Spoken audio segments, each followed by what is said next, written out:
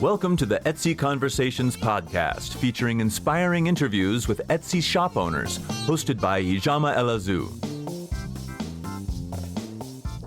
Hi, and welcome to the Etsy Conversations podcast. I'm your host, Ijama, and I thank you for joining me for another episode of the podcast. This week, my guest is Daphne. Daphne is joining me all the way from Greece, and I'm so happy to have another international Etsy seller on the podcast. Daphne runs the Etsy shop Macramental, and she's been on Etsy since 2006, and she's almost pushing 800 sales. So Daphne, congratulations on that, and welcome to the podcast. Thank you so much for having me here, Ijama. It's nice to talk with you. Same here. So before we start talking about your whole Etsy journey, can you just tell us a little bit about yourself and what you make? I am 29 years old. I have been living in a small village the last 7 years. This has provided me a quite an ideal place to unfold the creative part of myself and express myself through macrame, which is what I make. I make macrame jewelry. They're pieces made out of thread, out of cord. I combine them with gemstones or wood, maybe shells. I love metal. I love the combination of stones and metal. Yes, this is what I make. This is what I love making, and this is what really brings me joy. One of the things that brings me original joy. Yeah. Now, did you teach yourself how to do macrame, or was it something that you set out to learn and then just develop this passion for it?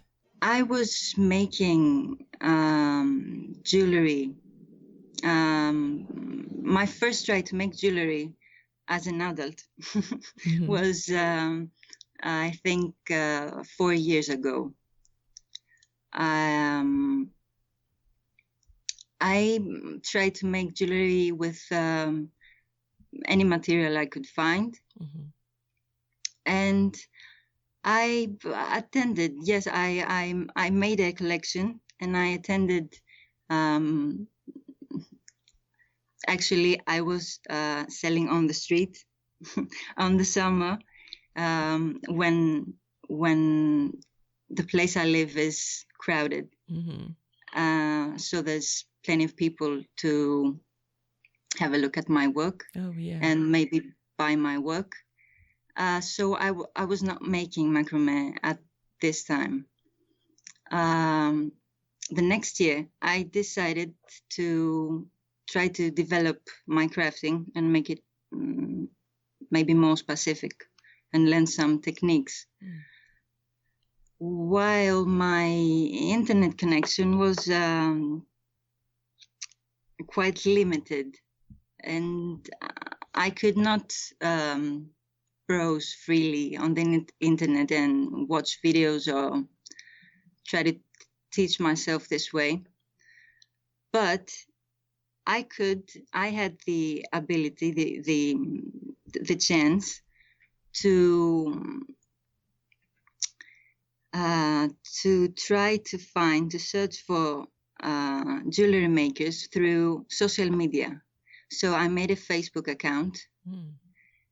And I think the same day I just fell on a very close friend of mine, Bita Zifrik, which also makes macrame. I saw her work. I fell deeply in love with her work. So she is my teacher. She was in besides jewelry making, she was also had some photo tutorials that she made herself. And they were available for everyone. Maybe they still are available for everyone. With not so ordinary pieces, with not so ordinary work. it was her work. It was her expression, and she was giving it freely. So I knew that she would be an amazing person, as she really is. I've gathered all the material I would need, everything I would need, and I decided to just give a try to macrame. And what came out was a large piece, a very large piece, a big statement pendant with a big lapis lazuli. And nice. Yes, I began with following the tutorial, but somewhere at the road, I just started freeforming. Yes, and it went out something very original and very. I did express myself. I did. Yeah. And this is what matters in crafting. Yeah. The ability to express ourselves and see through what we make, what we truly are, because it's difficult otherwise. Otherwise, it's difficult. We are not giving ourselves anywhere else, but where we love to, where we have interest to, where our passion is. And there we can be loyal. We can give our 100%. Yeah. Yes. Now, typically, how long does it take to make a piece? And where do your ideas come from? The inspiration behind the pieces that you make. So if we are talking about a unique piece, one of a kind piece, because I tried to make both. I tried to make simple pieces that I could repeat making. Okay. And I also make some one of a kind jewelry that I don't like to repeat, or even cannot repeat. So when we're talking about one of a kind pieces, I think it all begins with the color and the stone. Just I spend much time just staring at my threads, at the color options and at the color combinations. And yes, I feel very connected to macrame because of all those color options that I work very much with color. Yes, it's exciting for me. And also the gemstones are an inspiration themselves. Yeah. I like what you're doing with macrame, because I'll be honest, whenever I think of macrame, the first thing that comes to my mind is, and I don't know if you've seen these, the hanging plant holders. Yes. And I never really stopped to think that you can actually make other things like beautiful jewelry like you do. I always just thought, oh, okay, they make really nice plant, hangers for plants. And, I have one actually. So I like that you talk about using it to express yourself, because you express yourself in the jewelry that you make, and they are lovely pieces. And one of the things I did want to talk about too was your photography, which is really fabulous. Now, how do you do your product photography, and did you take a course to learn it, or do you use special any tools to help you just make your pictures stand out the way they do? Thank you for appreciating my effort in my photographing skills at first. And secondly, no, I did not. I haven't been taught of photography, but I've been experimenting a lot. And I think I always, and like everyone, always we want to go a little bit more a little bit further and a little bit just to change our position. We may not know exactly where we want to go, but I think the key is to change the position. This same thing goes with what I do with the camera, I think. This is what you made me think. I mean, your question made me think of what I say now. But yes, it's a great deal that you have a wider and a different aspect of something. Right. Same thing goes with any product.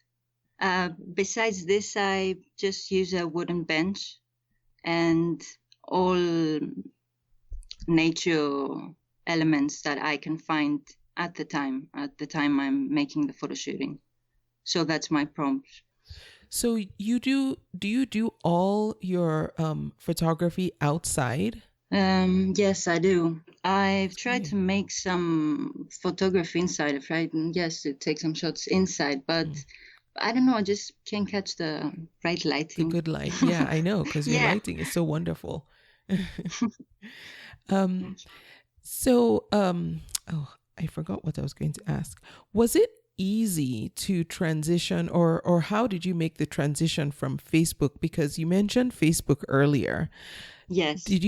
Were you actually selling through the Facebook marketplace? And then when did I know you started Etsy in 2016, but how did you decide to transition over to Etsy, or do you still sell on Facebook marketplace as well as Etsy? Well, I didn't sell on Facebook. It was just a way to find my craft. Okay. Find the way to my craft. After this, yes, I kept my account. And then I immediately opened an Etsy shop. Yes, it was, I nearly made like 10 or 15 pieces. And I decided to attend on a market to show off my work, to see how people would react, how people would interact with my jewelry. But I never really made it to there because I had an accident. While I was riding my bike, a car hit me. Oh, no. So, yes, I had to stay for almost 3 months. I couldn't serve myself and I was limited movement. But I still could make macrame. Wow. Yes, and so I could make macrame. I could read, but not many things. Not many more things. So I've practiced macrame a lot, and I've decided that I am ready to open an Etsy shop because all of this spare time that was given to me. Okay, I see it as a blessing. I don't know how you hear it, how you react to my story, but I feel it like a blessing. It was a door that I've entered. That's great. And so you were able to, I mean, it's not great that you were in an accident, but that you used that time wisely and to learn more about your craft, and you were still able to craft and make. And so that was when you opened your Etsy shop. Did you immediately start getting sales online? It's like that was a sign like, okay, no, don't sell in person to just the local people who can see your products there. Sell to the world. So in a way, it's kind of nice.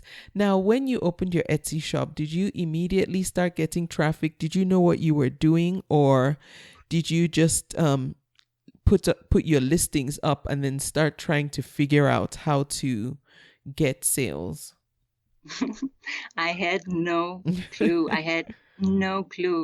Yes, I just listed some items with some photos and wrote a word about them and just waited for them to get sold. Yeah. Yeah. Oh, that's good. And congratulations. And I just want to say, we talked earlier before I started recording, and you said, I don't know what it is I'm doing that makes that, is making the store successful. Right now, as of the time we're recording this, for anyone who's listening, Daphne has 765 sales, on her way to 800, and this is in within a time span of 2 years. So even though you can't put your finger on exactly what it is you're doing, I would just like to talk about in general what it is you're doing that's helping you make sales. I would just like to talk about in general what things you are doing on Etsy that are working for you. And first, can we start with, well, do you do anything on social media? Do you are you active on any social media platforms in promoting your products? Yes, I am active on Instagram and on Facebook. I like to combine my work with my personal experience. So there you'll find a combination of my life and my business at the same time. I love the advantage of social media. Yeah. It gives such an opportunity to connect with someone who might be interested in buying your work, or someone who makes same techniques with you. I have to say that also my inspiration are other macrame artists, because I believe that we together are developing this art, this kind of jewelry making.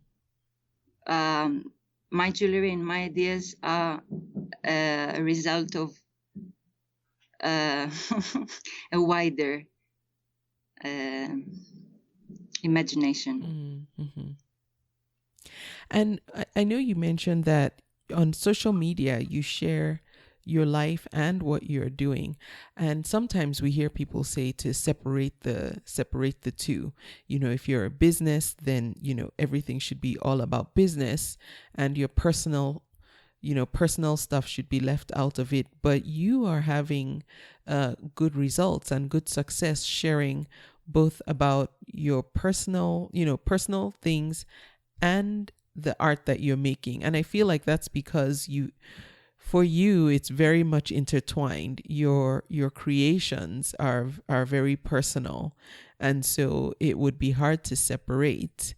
And yes, right, exactly. Yeah. This is exactly what you said. Is yes, exactly. I just couldn't do any other way, and there are many things in my life that I do them this way because I just can't do them with any other way. Yeah. That's an explanation. There's not anything further. Yeah. And I'm glad to that we highlighted that, because I think what works for everybody is different. And so sometimes if say somebody else who is listening to this also has a very personal connection to the what they make and sell, but they're trying to follow certain rules that say you can't, you should not mix your personal business with business and what have you. Just from Daphne's example, you can see that you have to do what works for you and what works for quote your own brand. And there isn't always, these rules always don't apply to every single person, especially when we're talking about creative businesses and making, that's a lot more personal than, type of business that doesn't involve that level of creativity and personality. Yeah, exactly. You're right. I agree with you. Now, one of the things that I know you mentioned was you have different offers almost every week. So is it on social media? Do you do like a special for the week, like maybe a special gemstone or a special piece? No, I don't. Because if someone just visit my shop, we'll see each week something new on sale, something new on discount. So I do not change it a lot. And at least not at this time. Not right now. Okay. Yes. From looking around in your shop, one of the things I noticed is that you use the Etsy shop updates I do, quite a yes. bit. Have you found that when you use the updates, you're able to get sales on the items that you promote? In general, I would say that anything that one makes for his shop, any activity that someone chooses to do according to benefit one's shop is what brings you closer to potential sale. Okay. Whatever, really, whatever. Okay. Just do something. Yes, just spread your work on social media or participate on the Etsy community. Just do anything you can do, anything you can see that it can be done, and be patient. Yeah. Oh, Work patience. and be patient. Work and be patient. Really, if someone in his life wanted to practice patience, Etsy would be the best place to. Yes, for sure.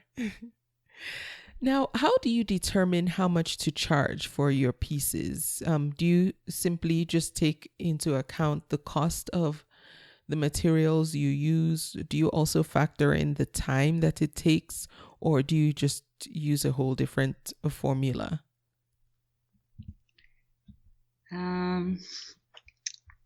What I make, macrame, can be a very time-consuming process. So it really depends on like you said, it depends on the time that I spend on each piece, and on the cost that this piece would have for me at the materials. Yes. Yeah.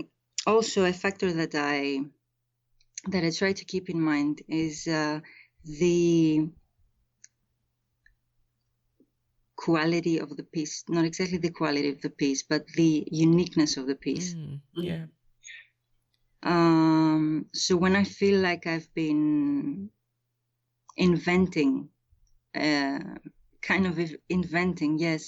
new way to do something, to make something, then I would surely price it higher. Okay. So there are some small factors that could change the prices, yes, besides the ones that you've mentioned also. Okay. Now, talking about running your Etsy shop, on a typical week, how much time do you spend doing everything related to Etsy, including creating, shipping, taking care of admin issues, answering questions, and do you have to combine that with a job outside of Etsy? Does thinking of Etsy count? Well, yeah, no, I guess not. Let's leave out the thinking. I know it's always on our minds. If we included Exactly. thinking, I would say 24/7. Yes, exactly. So let's say that there are times that I have many things to do. I have lots of things to do, many orders to prepare and ship. So in that kind of day, in that kind of a week or a month, I can say that I work and I'm just making some breaks to respect myself and my surroundings, for preparing dinner or cleaning the house or all this,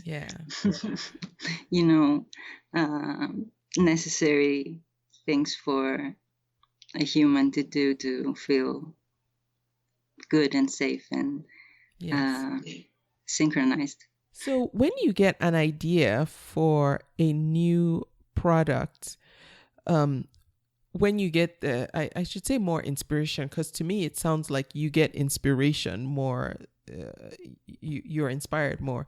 Typically, how long does it take from the time you get the idea to making it to actually having it ready and listed in your Etsy shop? And I'm guessing it really varies, since, like you mentioned before, some pieces are unique and one of a kind, and some you make them in such a way that you can repeat the design. But on average, typically, how long would you say it takes for you to, I guess in general, be adding new products to your Etsy shop?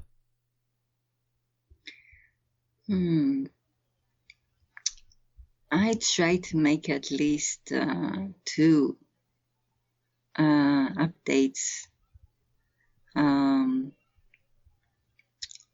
Etsy shop updates with new pieces. So this is two times a week, twice a month. Twice a month. And I also try to include both unique pieces, because both unique pieces and more simple pieces. I know that someone would buy more easily something more simple. This is what I get from my experience. This is what I get from selling on the street and on markets. But there's also another type of people that browse on Etsy that are looking for unique pieces. So I could not make only simple pieces. It's necessary for me, even if it's not profitable sometimes enough, but it's for me necessary in order to continue to do what I do, to make such pieces that sometimes can take for me days to complete. In the beginning, I was so focused on macrame, and I was so curious to know everything about it, to discover every possible way to get to what I wanted, to get to where I wanted to go, that I just started a piece and couldn't stop expanding. And I thought of it and I explained it, and it's like when you are on a journey and you are enjoying the journey, the trip, you don't really want this to end. So when a piece is done and it's ended and it's complete, it feels good because of what you see, but you know that you have to close an experience somewhere. You have to close it. You have to. It's closed. It's over. Come to an end. Yes. So I've learned somehow to honor the process. This is how macrame helped me. One of the ways that one of the impacts that macrame had in my life. that I slowed down. Generally, I slowed down my life. And people often ask, well, how do you make macrame? It takes a lot of patience to do this. Mm-hmm. And I can say that it doesn't take patience. If it took patience, if it was about patience, then the outcome would not be something that I would be okay with it. Mm. It's about interest. It's about love, loving what you do, not just make patience for it to get it done. Yeah. Like everything we're used to do in our daily basis. Yeah. We just have to do so many things that we just want them to be done, and we ignore the way that we are doing them because there's so many and we have so limited time. At least we feel like we have so limited time. Yeah, you're so right. It does feel like we rush through things. And you actually just reminded me, I wanted to ask you if the name of your shop, Macramental, had anything to do with the idea that the art of macrame and the process of creating a macrame piece was tied in with, for you tied in with just like you said, being focused and drawing you in some way. And it sounds like, yeah.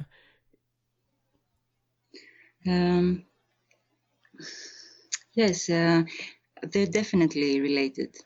The name Macramental and the art of macrame. You have to be focused, whoever you are. No matter how many years you've practiced macrame, you still have to be focused. Yeah. Because if you make one small mistake and you do not notice, if you keep on working, keep on noting, then you will see that mistake and you have to go all the way back. Oh, yeah. It's one of those, you have to go back? Yes, yes. And at the beginning, it's all about getting back. It's all about unfolding. I remember making less notes than unfolding them. Really. It was a backward process at first. It can be time consuming, yes. From selling on Etsy, are there any lessons that you've learned? Maybe something that you ended up having to figure out the hard way because you found yourself in a situation that you didn't expect. Perhaps it had to do with shipping or customer service with someone who bought something from you. What's an experience like that you've had from selling on Etsy that you learned a better way to do after having that experience that you can share, so somebody else who hears this experience can possibly avoid having, making a similar mistake or running into the same issue? I would say that we always have to take our time to react in whatever happens. Yeah. On Etsy, in whatever happens in our lives. And we cannot control what happens. I cannot control if someone decides to buy something from the shop and the next day decides, or when it gets shipped, he decides that he doesn't want it, or he decides to leave a bad review because I don't know, maybe he does not decide, maybe he doesn't know how to communicate with me with his problem, so he's leaving a bad review. Yeah, I just can't control anything of all of this that might happen, but by taking my time when there's an issue, sure, I always find better ways to deal with it, whatever this is. So the key is not a specific solution to a specific problem, but having in mind always to take our time to do whatever we want to do. Just make a second check on ourselves and then act.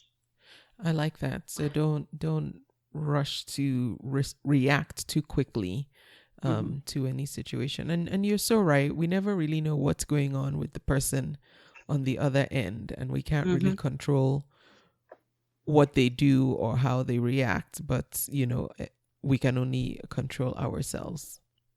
Thank you for sharing that. What is one thing, or you can say more than one thing, about selling on Etsy that you really like? And then on the flip side, what, if any, features that are not currently available to you on the Etsy platform would you like to see them implement someday? Well, I think Etsy is changing fast when everything does the same. So I couldn't really think of something new that Etsy could do, because I think it's always one step ahead. Yeah, they do. Anyway. They do make changes quite often, and good ones. So yeah. Yes, they sure make good ones, because it's their business at last. They want to. If we benefit, if Etsy owners benefit from Etsy, Etsy benefits from this too. It's a circle. Yeah. Speaking of some of the changes they made, have you, or did you, when they rolled out the paid plans, try out I've forgotten what it was, but one of the paid plans that they rolled out, and if you did, has it been beneficial for you? Do you enjoy using the additional features available? In my case, yes, I'm using Etsy Plus. In my case, yes. In my case, it doesn't make a really big difference having Etsy Plus or not having Etsy Plus in a financial way. Okay. Because I spend some money on relisting specific items that I have to relist them quite often. So Etsy Plus gives this kind of credit, so you can do this. I think it's yes, it allows you some free listings. It also allows you advertising. Oh yeah, with the promoted listings. Yes, with promoted listings. So I'm using this as well. I'm using this at last month. I think it's working. Okay. Well, that's good. Good to hear. And I'm looking at your shop. Is it because you have the Etsy Plus, that's why you have that nice banner with the like featured pictures at the top, and it looks like a gallery of pictures. Yes, you have the choice to even link sections or single pieces, single listings. So yes, they could click on and just go where they want to go. It's more easy to browse. Oh, right. Okay. Well, that's not bad. Are there any tools or resources, including books that you read or have read, that have just helped you be better at what you do on Etsy and your craft? I know you mentioned your friend, and if your friend, the one who taught you how to do macrame, has a website, is it something you can share with us for anyone else who wants to learn this? Yes, she's on Facebook as Make Me Macrame. Oh, okay. Make Me Macrame, and she's also on Etsy. Make Me Macrame as well. Oh, nice. Really, you have to check out her work. She makes such a unique work. Oh, great. I will link to her Etsy shop then too, so folks can check her out as well. Okay. Thank you. Yeah. And you said it's Make Me Macrame. Mm-hmm. Okay. Now, Daphne, what advice, and I know you've given a lot already, but for that person who hasn't yet started selling on Etsy, what's the first thing you would tell them to do in order to just get started on the platform? I would advise someone to start. I like that. Simple. Yes. Yes. Firstly, to start. Yes, to get started.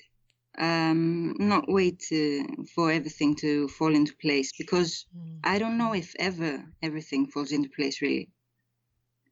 As we said, everything is changing. So even the veterans just don't know anything, don't know all of it. Yeah. It's hard to. So don't expect, to know everything to get started. Social media is a great way to expand. Yes, and you need it when you're starting, because it's a free way and worldwide media that will help you share your work. It's the most easy way to promote your work. And what needs to be done when someone makes an Etsy is to start to promote what he's been making, and then I don't know, this really specialized to everyone, and however everyone wants to run his activity. Thank you. If you, it's a matter. It's a matter of your goal afterwards. What you want to do. Now, with social media, if you had to pick just one so that people, don't get overwhelmed, or that new seller doesn't get overwhelmed, which one would you advise him or her to focus on? Well, I'll speak from my personal experience. Yes. Instagram works well for me. It's very friendly to me. Yes, because it's a more, I don't know, I feel like Instagram, I can share myself, and that I am more connected to the one who is watching. Same way I feel with the ones I follow, with the ones I am watching. Yeah. So yes, I think that Instagram is a great and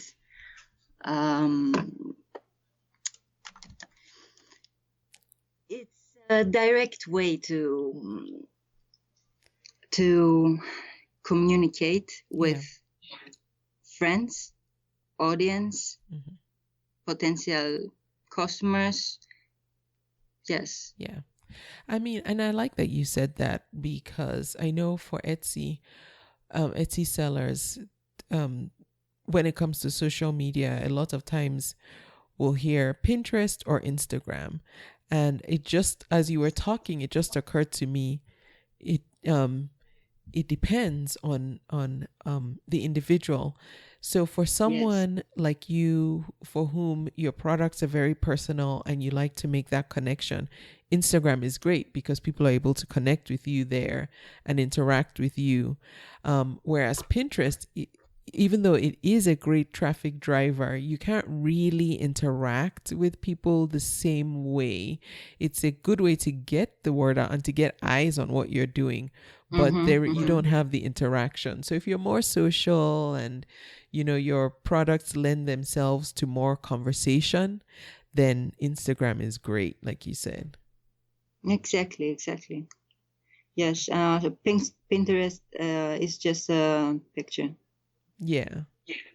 At last, but I know that some people, it's valuable. Pinterest is valuable. It can be very helpful. Oh, but definitely. it depends on what someone makes and how someone wants to handle his activity. Yes. Right. Like if you're making a dining table, there might be less conversation that needs to happen as opposed to, a piece of jewelry that you want for a particular occasion, Anyway. Now, Daphne, what's the best way people can connect with you if they want to stay in touch or if they want to just connect after listening to this conversation? Well, I'm checking all of my social media, Instagram at Macramental, Facebook at Macramental, and through my shop. Yes, you can just reach out to say hello or ask something or anything. Really, I just love this kind of connection. Great. So I will link to everywhere online that you can connect with Daphne. Again, her Etsy shop is Macramental. And if you're on Instagram, her handle is @Macramental_. I will link to that directly, but just in case you're typing it in now to find her, there's an _ after Macramental. So you make sure you get the right account. Yeah, thanks for correcting this. Oh, no, that's fine. Daphne, thank you so much for being my guest. Thank you for doing this. Like I mentioned before, I really enjoy hosting international sellers because Etsy is a global platform. And so if you're listening to this and you're not based in the US, please do connect with me and let's talk about you being my guest on the podcast, because I think it's very encouraging to other international sellers to hear from people who are not based in the US. And that doesn't mean I don't enjoy my US based guests. I do just as well. So definitely, if you would like to be a guest on the podcast, please go to convome.com and visit the Be My Guest page. Daphne, thanks again so much. What's the weather like right now in Greece so that somebody listening might feel jealous enough to book a ticket to go? Okay. It feels like we're on a big boat. Ooh. In the middle of the sea because it's too windy. Yes, it's very windy and yes, I describe it windy. Okay. Well, thank you. It was a pleasure talking with you. You are very friendly and very warming. Thank you so much. Oh, you're welcome. Thank you, Daphne. And I thank you for listening to the podcast. I will be back next time. Thank you for listening. You can subscribe to the podcast in iTunes, and while you're there, please leave a review too. Visit convome.com to leave a comment or feedback on this episode.